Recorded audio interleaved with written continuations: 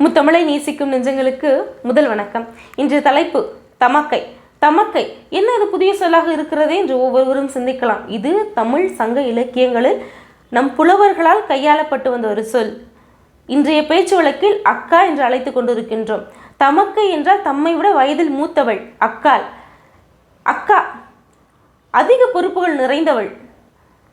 அக்கா அனைவருக்கும் இன்னொரு அம்மா போன்றவள். தனக்கே தெரியாம தாயாக மாறும் சக்தி கொண்டவள். தனக்கு தெரிந்த அனைத்தையும் தன் சகோதர சகோதரிகளுக்கு கற்றுக் கொடுக்க வேண்டும் என்று நினைப்பவள்.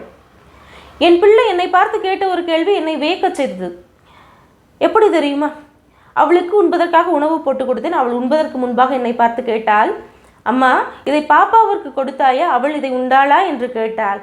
அந்த ஒரு கணம் அவள் தமக்கை என்ற பதவியிலிருந்து தாயாக மாறிய தருணத்தை கண்டு நான் வியந்தேன். சிறு பிள்ளை கூட தனக்கே தெரியாமல் தாயாக மாறுகிறது. தன் சகோதர சகோதரிகளை கவனித்து கொள்ளும் பொழுது, அரவணைத்து செல்லும் பொழுது.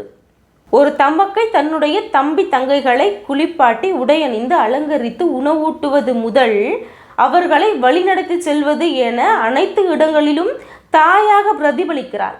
பெற்றோர்களின் அரவணைப்பும் ஆதரவும் இல்லாத பல குடும்பங்களில், பெற்றோர்களே இல்லாத பல குடும்பங்களில் தமக்கை தாயாக தலைவியாக நின்று அந்த குடும்பத்தை உயர்த்துகிறாள், வழிநடத்தி செல்கின்றாள். இப்படி உங்களுடைய வாழ்வில் தாய்மை என்கின்ற இந்த இடத்தை நிறைவு செய்த தமக்கைகளுக்கு இதை சமர்ப்பிக்கிறேன்.